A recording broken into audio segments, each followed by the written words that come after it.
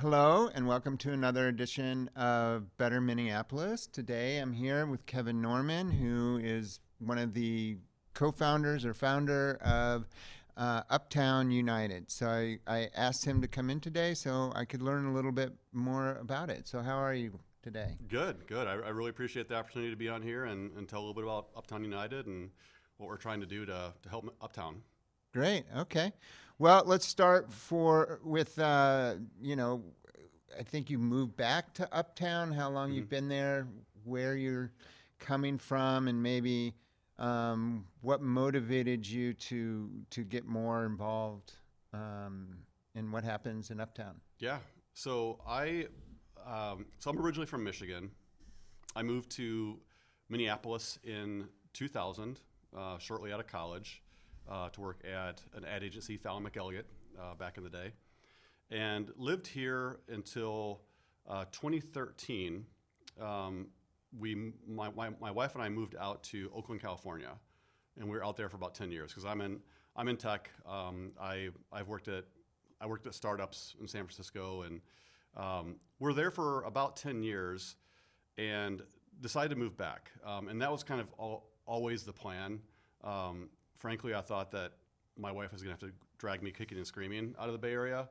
But by the time we were starting to move back, I was ready to go. And is that because, I've heard some horror stories about Oakland and just how the neighborhoods have gone downhill. Yeah, they had a really hard time with COVID. And I would say a big part of why a lot of people moved out of the Bay Area is because of remote work. You know, when companies became more remote work friendly, and you're spending over $3,000 on a 2-bedroom apartment on a street that is sandwiched between two homeless camps, there's not as much of an incentive to stay there anymore when you can still work in your tech job and relocate somewhere else. And that was definitely part of my story. My wife's father was kind of getting up in years too, so we always had planned to move back. But I always thought I was going to be the one that was like wanting to stay. I was ready to get out of there just because the quality of life, the way that the city was handling the unhoused and the open drug use there was just too tragic. And again, like for us, just spending, what does that mean? Too tragic? They weren't doing enough. They were doing too much. That was too aggressive. What to you is tragic? They weren't doing enough. They seemed just pretty apathetic about people living on the streets, doing heavy narcotics. When we went on walks, we would literally have to put our little booties on our dog, that are normally used for like snow, just because the streets are so filthy. With human feces, syringes. Yeah. And this is like in nice areas, like where we were spending over $3,000 a month for a 2-bedroom apartment. So you moved back to Minneapolis in the Uptown area, and when was that? Yeah, so we moved back about 3 years ago. Okay. Yeah, and we were excited. I was really excited to live in Uptown. When I first moved to Minneapolis in 2000. And I kind of, explored the city and decided where I wanted to live. Uptown was aspirational.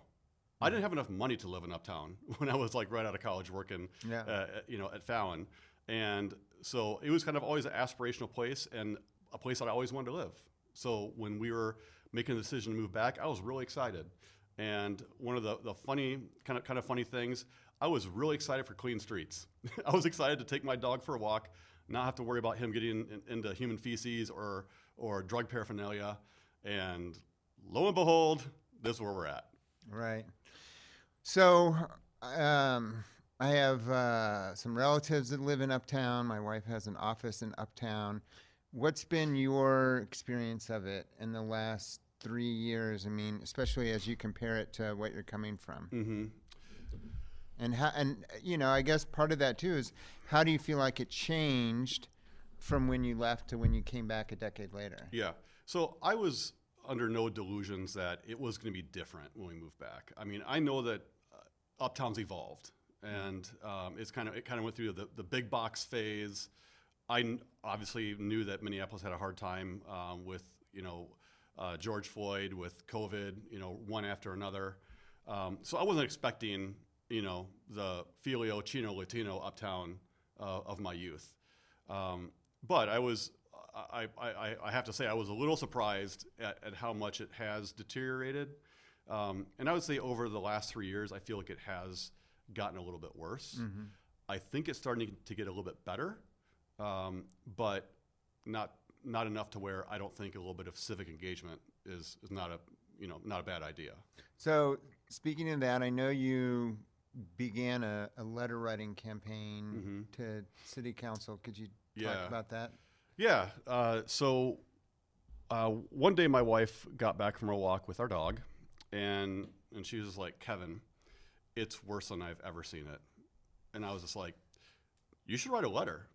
And I'm like, maybe I should write a letter. Maybe I should just do it, because it's been my experience too. Just walking around, especially the 7 Points area, just absolute trashed.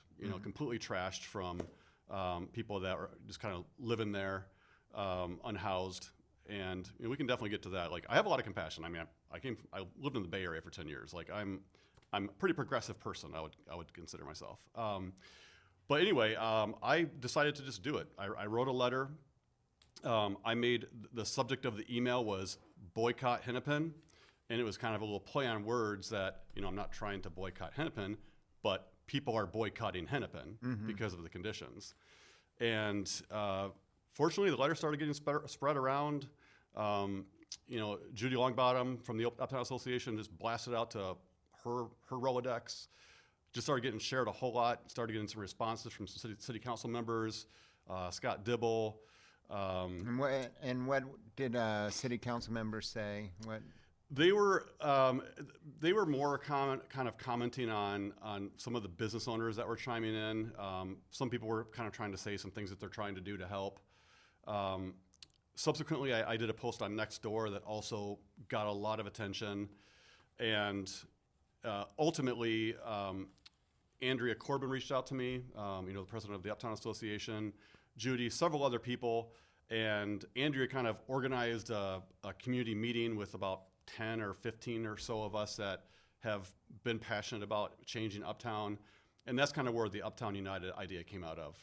I was encouraged to do a letter writing campaign, and yes, that's how it started. And how many, do you know how many emails or letters got sent as part of your campaign? I think so far we've had probably close to a couple hundred. Okay. Yeah, going out to like 30, a list of about 30 different people. So I think close to over 5,000 actually. All right, great. Cumulatively, yeah. So what is there's the letter campaign, and then you're expanding, I guess, the efforts of Uptown United. Yep. Maybe you could talk a little bit about that. What's the plan? Yeah. So we started off with a letter campaign, and it was designed to be a campaign, like multiple letters. But then the occupation came. ICE came into town. I felt it was maybe a good idea to kind of hit pause. Kind of respect that there's bigger problems at hand. So we kind of went quiet for a couple months, but we're picking it back up. And honestly, I don't remember whose idea it was. Eric Inge, who runs one of the coupon books in Uptown, reached out to me, and I honestly can't remember if it was his idea or another business owner's idea to do a kind of community walks, essentially. Kind of get like groups of people that will walk around Uptown as a way to just kind of create more comfort, make Uptown a more welcoming area. And so that's where we're going now. We are starting a community ambassador program, and this will be the first tactic of these ambassadors, is to organize on the weekends and basically have groups of 10 or so people just walking around Uptown, picking up trash, just being a presence.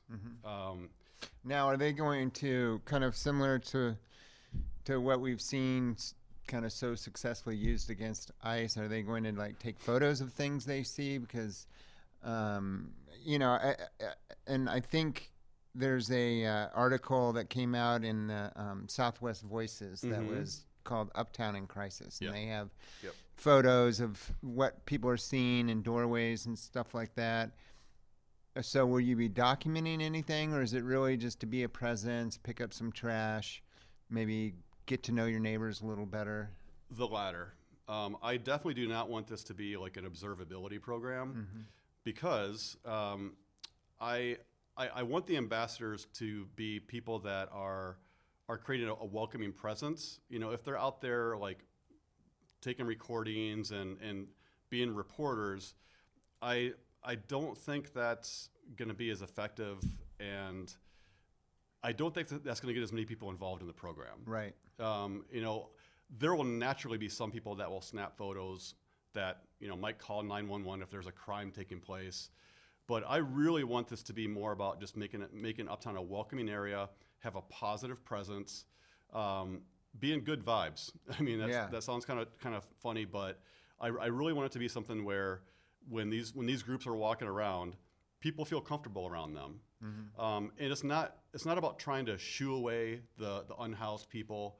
You know, I want the ambassadors to be known to be compassionate people. And really it's trying to make Uptown a place that's not just thriving for the drug dealers and the people that are not respectful of shared public places. It needs to be a place that works for everybody. And right now, I don't think it's working for anyone. Right. Did you read this Southwest Voices article? I did. Okay. I mean, there was a couple of things in there that really struck me, and I almost thought, no, well, that can't be. That's like too much. And one of them was, well, they talk about the escalation of drug users and unhoused people, large groups loitering as being problems. But the security guard at 7 Points that they interviewed said they had evicted more than 1,200 unhoused people from a parking garage just in January 2026. Can that be right? I mean, 1,200 people? That's like a small town. Yeah, I heard that from the reporter actually. I'm in touch with Melody Hoffman, who was part of that article, that wrote that article. Yeah.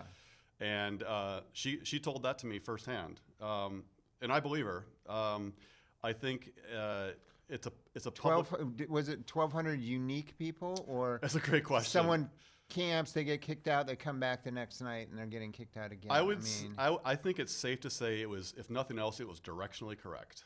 It's been a massive increase over the last year. I think most people would not disagree with that who have spent any time in Uptown. Okay. Because when my wife and I go for walks, it's not uncommon to see a group of people hanging out at 7 Points. If you walk down a little bit further, there's a group of people hanging out at the Rain nightclub. And they're not just hanging out, they're doing narcotics, like they're on fentanyl. And again, like I think people can do whatever they want as long as they're not harming other people. But the fact of the matter is that there's a perception that Uptown is not safe. Yeah. I personally don't feel unsafe when I'm in Uptown. I lived in Oakland. I lived between two homeless camps. I don't get spooked by people that are unhoused. I don't get spooked by people that are doing drugs. But there are people that do. And it's impacting the small businesses, and that's what I care about. When these are shared public places, I feel like there does need to be some guidelines. You know, like if you want to do narcotics in your home, that's not going to keep people away from business. But if you're doing them out in public spaces in front of businesses, not everybody's comfortable around that. And that's where, again, like where we're trying to get these community walks to where, you know, it's not just going to be a place that's optimized for people that want to do, you know, heavy narcotics. It's optimized for people that want to go out to restaurants or to coffee or to entertainment. So it just needs to be a space that works for everyone. That's all we ask. And I think I'm trying to be compassionate. I think that's compassionate. Well, the thing I like about the walks idea is that, you know, part of the issue of getting people to come back to Uptown is that they want to see other people out on the streets, right? I think when it looks like you're going to be the only one walking down the street, you don't feel comfortable, right? So it's like just seeing other people could be really helpful. That's exactly right, and that's when we're promoting this this new initiative. the value that you're bringing by going on these walks is just your presence. It's just being there. We're not asking you to take photos. We're not asking you to like report people. If you want to pick up trash, that's amazing. Like that is something that I hope a lot of people will do. Just kind of beautify the city, like leave it better than we found it when we started the walk. And I hope it's something that neighbors get to know each other. You know, find other like-minded people that really care about Uptown and want to see it working for everyone. So why do you think it is that there's sort of like, I would say, resistance to accepting that there's public safety issues that make people uncomfortable? I mean, when I talk about this or write about it, in a lot of sort of social media platforms, you'll just get attacked like, oh, you're just being a fear monger, or you're like a Republican from the suburbs, and you know, crime is actually down. And you know, I went and looked at the statistics for Ward 7 and Ward 10, and in a lot of categories, crime isn't down. You know, but why do you think people are reacting that way? Why do they want to try and convince you that what you're seeing is not actually taking place? My gut is that it's a fear of authoritarianism. It's a fear of policing. If you admit that there might be a safety problem, it's maybe giving license for more policing, more authoritarianism. And I get that. I mean, I don't think that you're going to police yourself to a better Uptown either. So I think it's kind of an overcorrection that people make, because you're afraid that if you give an inch, it's just like classic, you know, partisan politics. If you give an inch, they're going to want to take a mile. But like I said, whether Uptown is safe or not, there is a perception that it's not safe. And you can't deny that. You ask the small business owners how much commerce they've been doing this year compared to last year or years before, it's down. And that is because there is a perception that it's not safe. Whether it is safe or not, that's a perception, and that's what we're fighting. Well, I know last year there was a lot of attention around a safety ambassador program run through the city, and they chose not to do it in Uptown yet. I don't know. Have you heard? Are they going to expand the pilots that they started? I have not heard that either, and like I'm trying to make Uptown United politically agnostic. Because I want anybody that's focused on that same outcomes that I'm focused on to be involved. And that is an Uptown that works for everybody. It's a welcoming place to go to dinner. It's a welcoming place to get coffee. And we're trying to keep the streets, you know, syringe free, human feces free, things that 10 out of 10 people can align on. You know, the tactics on how to get there, if you have a different idea, if you have a good idea, whoever has the best idea should win. I don't care what side of the political spectrum you're on.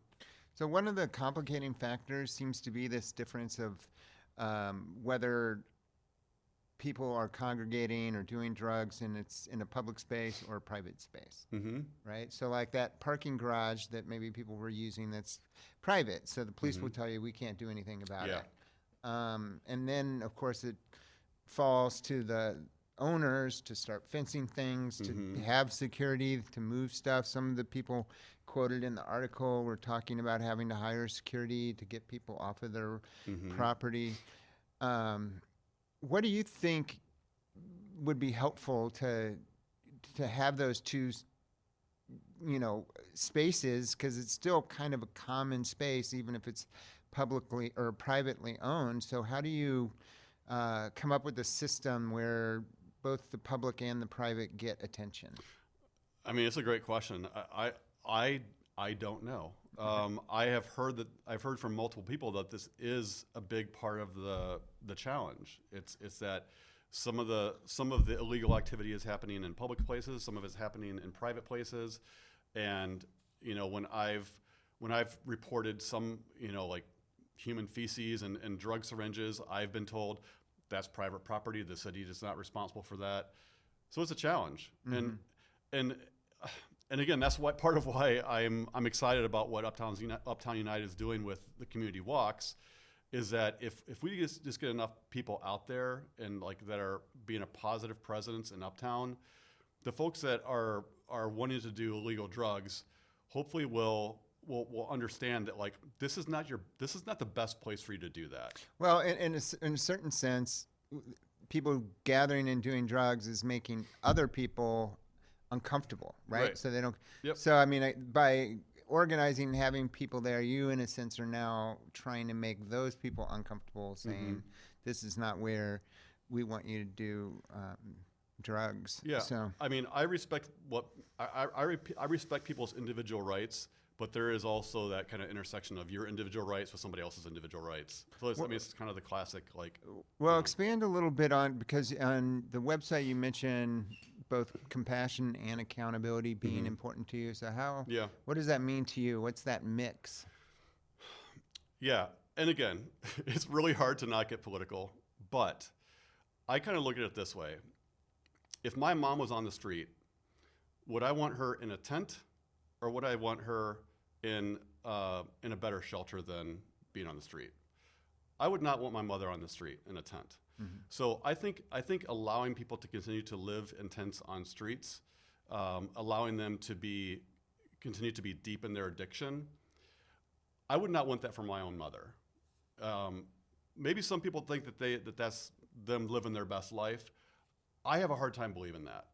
And so I feel the compassionate thing to do is to want that person to get the help that they should need so that they can thrive. And again, like I am by no means claiming that I'm a political expert, that I have all the best ideas for society. I'm just doing what I'm trying to do my best here. You know what I mean? And with this organization, we might not have the best ideas, but I'm doing something that I think is going to be positive. And frankly, I'm doing it in my spare time. I'm not getting paid for it. I have a full-time job. This is 100% volunteer-led. So I'm sure there will be people that think that these are not the right tactics, and that's fine. You know, if you think these aren't the right tactics and you think you have better tactics, I wish you the best, that you will do what you think is better than this. Well, there have been, it seems like what you're doing is an extension a little bit of what I've heard other different neighborhood groups doing with the safety walks, where they have just groups of neighbors going out and walking. So, I mean, that seems like what you're trying to do. Is Uptown United, is it part of an existing group, or it's a whole new group, or? It's a whole new group. It's I mean, and it's calling it a group is like maybe giving it even more credit than it deserves. Okay. It started as a letter campaign. It's evolved into community walks. Is like basically, let's just be honest, what it is. I created a website, Uptown United, mpls.org. My goal is just to connect as many people that want to see Uptown doing better. And I have fortunately had a lot of people reach out to me, which has been very encouraging. It's been very inspiring seeing that there's a lot of people that feel like I do, that have hopes that Uptown's going to continue to bounce back. They have some of the same nostalgia that I have for Uptown back in the late 90s, early 2000s, how it was a really cool place to be. And I'm optimistic that we're going to get there. Like, I think that there are some positive signs. There are some positive things happening. I'm certainly not the only person that's fighting for Uptown. There's other people doing other things, but this is just one thing. And I hope that it's inspiring to other people that I'm one dude that started this. Right. And I, of course, I'm getting a lot of help from other people, but it was like one idea that is like kind of turning into something that I really do think it's going to help Uptown. Well, I think what people are responding to, especially with the original letter that got shared around, is that it was, in a sense, apolitical in that it wasn't viewed as being out of one particular camp, if you will. It was more, I'm a concerned local citizen and I don't know what to do about it, so I'm writing this letter, and this is what I'm seeing. So yeah, I mean, I think that was very powerful, and why a lot of people have responded to it as they have. So what do you want to see, like in your ideal world 5 years from now? what do you think the vision for Uptown should be? Because not everyone was thrilled with the Apple Store and the giant North Face Yeah. and sort of this big boxy shine that took over the area, and now it seems like there isn't an official plan, if you will, for what's going to be coming back, if anything. So what would you ideally like to see? I don't really have super strong opinions. I think that most people in Uptown probably don't want the big box retailers if we had a preference. I would take that over abandoned buildings right now, to be honest. Sure. I hope it's a mixture. I mean, and I hope it's more small local businesses than the big national ones.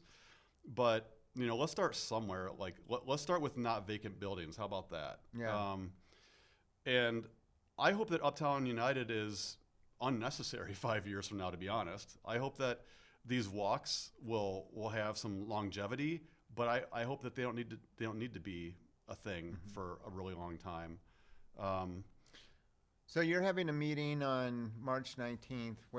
What's the purpose? What would you like people to know about it? Yeah. The meeting on the 19th we're having at the new Arizona Taco at 7 Points. There's no signage for it yet, but there's a new restaurant from a restaurateur that has another location in the northern burbs. He's coming to Minneapolis. I've already had the food. It's fantastic. I think it's going to be a really great restaurant for Uptown. But yes, we're having that on. We're having a meeting on the 19th. It's at 6 p.m. And the goal is just to kind of rally around this idea. Try to get a bunch of signups. We do have several local elected leaders that are going to be coming to be there and support this initiative. I actually just spoke with Marion Green yesterday. Okay. She's supporting it. Great. Had Metro Transit is coming out. They're supporting it. MPD. I think at least a couple city council people will be there. But what I'm really excited about, this is 100% volunteer led, and we're getting great support from some of the elected officials, from some of the neighborhood organizations like Uptown Association.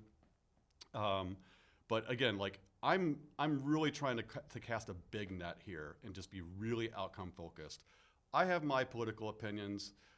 I don't want them to really be a heavy influence in what we're doing, other than I care about the unsheltered people. I care about the people that are struggling with addiction. I care about the people that want to go out to eat in Uptown. I care about the people that want to walk their dogs around the area and feel safe. It just needs to be a space that works for everybody. And so therefore, if you're down for that, if you align with those ideas, you should get involved.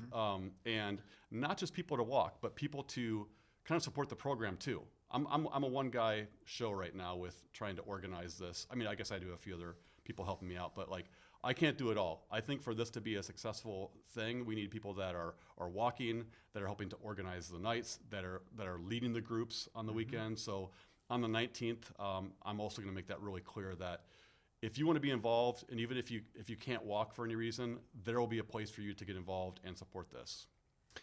So right now, you mentioned that you have a website. Can people sign up through that if they can't make the event, or do they email you directly, or what's the best? Yep, great question. I appreciate that question. Yes, if you go to uptownunitedmpls.org, there is a button to sign up to get involved. And yes, if you can't make it on the 19th, you just go to the website, click on that button. It will automatically send an email to me. That's also where you can join in the letter campaign as well if you feel called to do that.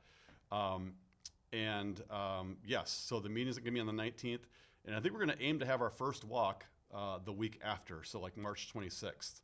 Okay. And hopefully we get a lot of people, because the goal is I hope that you can volunteer once or twice a month, and then we'll have this going on Friday nights and Saturday nights. Great. And, there's a couple of new things just to mention that are happening in Uptown. There's that new jazz club. I don't know if it's open exactly yet. I don't think it is yet, but yeah, they're up by the bakery with the world famous now cinnamon rolls. Yes, If you can get Isles in Buns there. and Coffee. Yeah. Yes, Uh, that's right.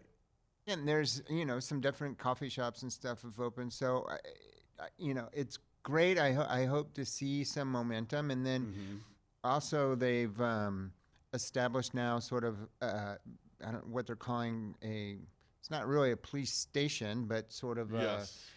a hub, if you Yeah, will. I forget what they're calling it. A coordinated Mm-hmm. hub for safety personnel. Mhm. That's in the Rainbow Building that has both, I think, security people from different agencies. I have heard that. I don't know a whole lot about that, but I think it is to, again, try to have a stronger presence there, and kind of curb some of the illegal activity that's happening. Which I'm for that. I mean, we do have laws. There are some drugs that probably aren't as safe for people to be high on the streets. But yeah, I'm seeing some other positive signs, like several new businesses that I've really been enjoying is Lido's Burritos, new Chiba Hut, Muno Muno. These are like 3 new businesses that I think are going to be in Uptown for a long time, and I think that we're going to continue to see more of that. Great. Yeah. Yeah.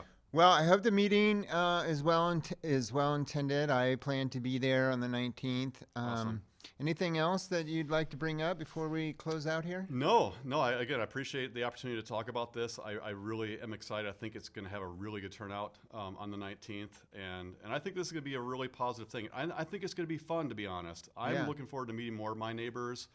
I really envision that these Friday night and Saturday night walks are going to be fun, and a lot of people are going to want to be involved because they're going to get to meet like-minded neighbors.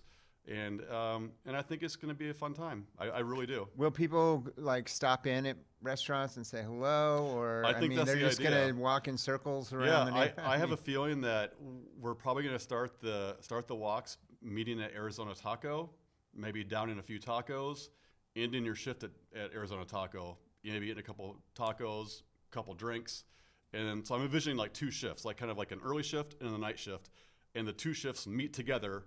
And share tacos and drinks. Yeah, that sounds So I think fun. it's going to be something that people actually look forward to. Right. It's not going to feel like work. Great. Yeah. All right. Thank you. All right. Thanks a lot, Terry. Appreciate it.